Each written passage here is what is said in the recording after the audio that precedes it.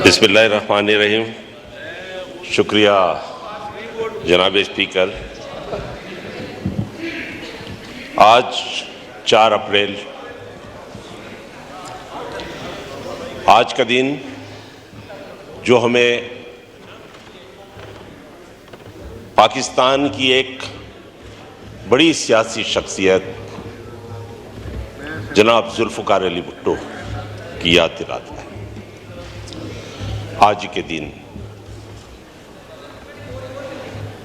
1979 को जुल्फ़िकार अली भुट्टो साहब, जो कि पाकिस्तान के साबिक़ वज़ीर आज़म थे, उन्हें एक अदालती फैसले के जरिए उस वक्त के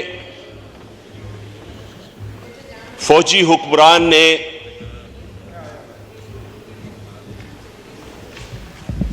फांसी चढ़ा दिया।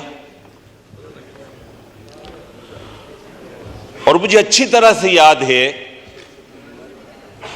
उस वक्त हमें इतना होश था कि जब ये खबर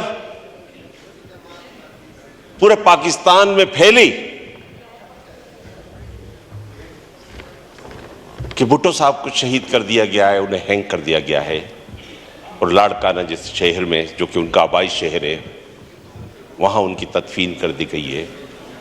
पूरे मुल्क के अंदर, ख़ासतौर पे सिंध के अंदर, हर तरफ एक सोग का आलम कायम हो गया था। जनाब स्पीकर, भुट्टो साहब की जो शख्सियत है, एक हमाजहत शख्सियत, जो मुख्तलिफ पहलू रखती है, अपनी मुख्तलिफ सलाहियतें उसमें पाई जाती है। मैं सोच रहा था कि यहां क्या आज 4 अप्रैल है, भुट्टो साहब के हवाले से बात करनी है। साथियों से बात कर रहा था कि बात करूं या नहीं करूं, लेकिन साथियों ने कहा बात करें, क्यों ना करें। पाकिस्तान की एक बड़ी सियासी शख्सियत, जिसने पाकिस्तानी सियासत में एक हलचल, एक तरातुम पैदा कर दिया। उन्होंने बावजूद इसके के बड़े जमींदार या जागीरदार घराने से ताल्लुक था, उन्होंने आम आदमी की सियासत शुरू की, मजदूरों की बात की, किसानों की बात की। और यही नहीं, उन्होंने एक ऐसे पाकिस्तान की उम्मीद दिलाई कि एक जो मॉडरेट जदीद पाकिस्तान, एक जमहूरी पाकिस्तान, एक ऐसा पाकिस्तान के जिसके अंदर आम आदमी की हुकूमत कायम, उसकी उम्मीद दिलाई उन्होंने। और जनाबे स्पीकर, जैसे कि मैंने बात की कि जुल्फ़िकार अली भुट्टो साहब की मुख्तलिफ शख्सियत रखते थे, बावजूद इसके कि मैं आपको एक बात बताऊं, जब 1977 का पहला इलेक्शन हुआ, आम इलेक्शन, मेरे वालिदैन, मेरी फैमिली, मेरे घराने का ताल्लुक JUP के साथ था। हम हमेशा JUP के साथ रहे। उसके बाद MQM पाकिस्तान करते रहे, मैं खुद काम करता रहा उसके वर्कर के तौर पे, और पूरी फैमिली, पूरी खानदान का इससे ताल्लुक रहा है। आपको एक हैरत अंगेज और बात बताऊं, वो कि मैं हैदराबाद का हूं, लेकिन उसके साथ साथ लाड़काने से भी मेरा ताल्लुक है। मेरा आधा खानदान माइग्रेशन के बाद लाड़काने में आबाद हुआ। जब भुट्टो साहब को फांसी दी गई 4 अप्रैल 1979 में, उसके 79 में, तो उसी दौरान मेरी पूरी फैमिली लाड़काने में थी। मेरे अब्बा, मेरी अम्मी, मेरे भाई, मेरे बहनें, हम पूरा खानदान भुट्टो साहब की कब्र पे गए। JUP से ताल्लुक था हमारा, लेकिन हम समझते थे कि बड़ी दुख की बात है कि मुल्क का एक बड़े लीडर को फांसी दे दी गई। हम जब उस कब्र पे गए ना, चंद दिन बाद या चंद हफ्ते बाद, अभी उसके फूल नहीं सूखे थे, मट्टी खुश्क नहीं हुई थी, हम उस कब्र के बाद उस कब्र पे गए, इसलिए कि हम समझते थे कि भुट्टो साहब पाकिस्तान को एक जदीद पाकिस्तान बनाना चाहते हैं, इस्लामी दुनिया का एक मजबूत पाकिस्तान बनाना चाहते हैं। उन्होंने, आप देखिए, उन्होंने OIC बुलाई, पूरी दुनिया से जो मुसलमान ममालिक है उनको जमा किया, उनके दरमियान इत्तेफाक पैदा किया। ये उनका एक कारनामा था।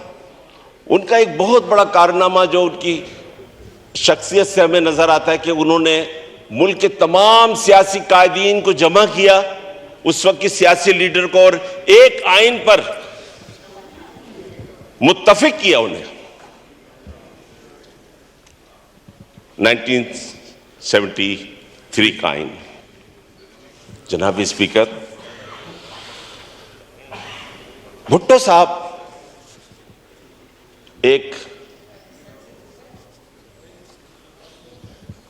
अपनी जमीन से मोहब्बत करने वाले इंसान थे। उन्होंने एटम बम बनाने का जो काम है उसे शुरू किया, और मुझे अच्छी तरह से याद है कि जब भारत ने पाकिस्तान के खिलाफ जहरियत की तो भुट्टो साहब ने UNO में जो एक तकरीर की, वो आज तक हमारे खून को गरमाती है वो तकरीर। तो इस लिहाज से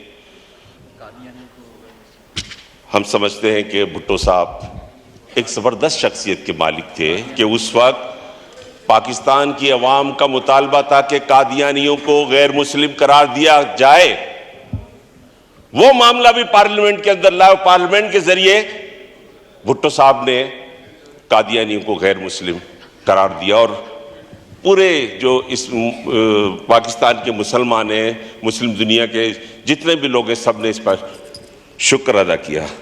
जनाब स्पीकर, एक और चीज देखिए, ये वो उनकी अच्छाइयां जो मैंने बयान की, और बहुत सारी चीजें, थोड़ी सी हमें तकलीफ भी रही है।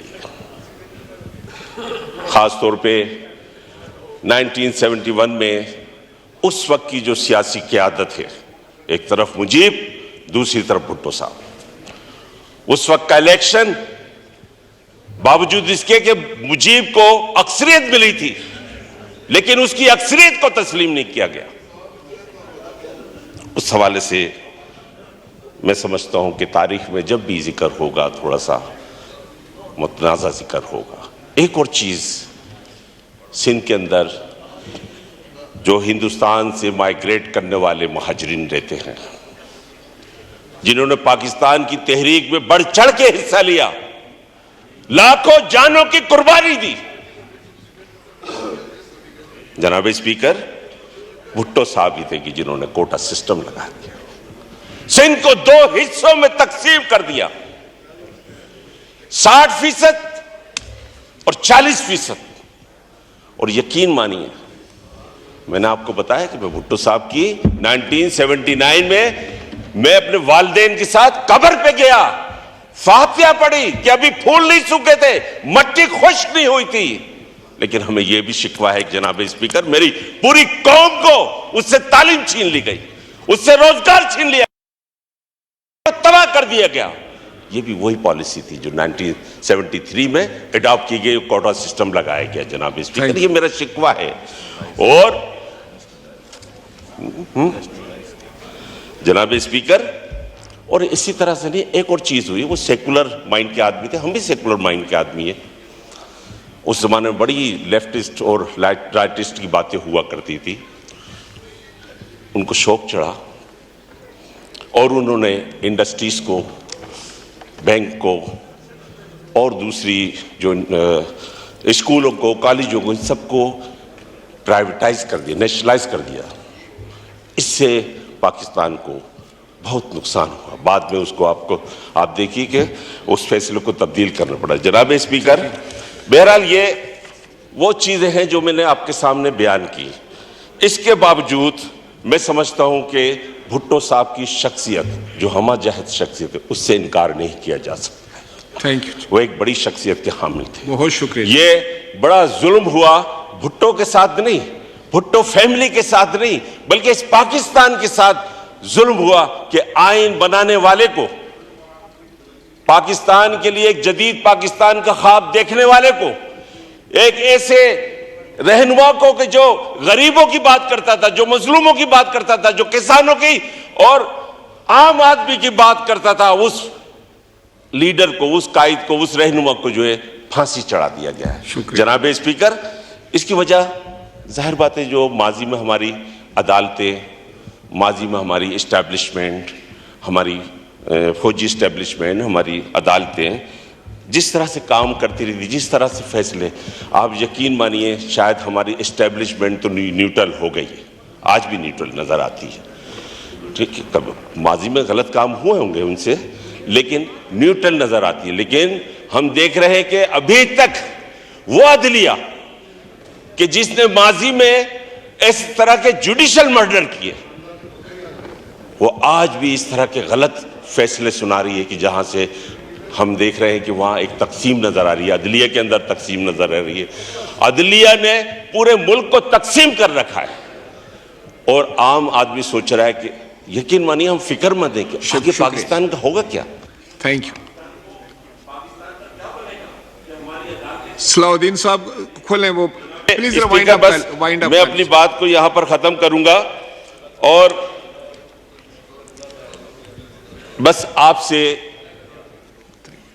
यही दरखास्त करूंगा कि आने वाले वक्त में पाकिस्तान को जो भुट्टो साहब का ख्वाब था और अवाम के अंदर जो एमक्यूएम पाकिस्तान ने भी एक तहरीक पैदा कर रखी है आम आदमी की सियासत की, इस ख्वाब को, इस तहरीक को जिंदा जाविदा बनाने के लिए मैं चाहूँगा कि अब हमें ये बड़े लोगों की, जागीरदारों की, जमींदारों की, ये ताकतवर हलकों की सियासत से बाहर निकलना चाहिए और पाकिस्तान के लिए सोचना चाहिए, एक अजीम पाकिस्तान बनाना चाहिए। बहुत शुक्रिया।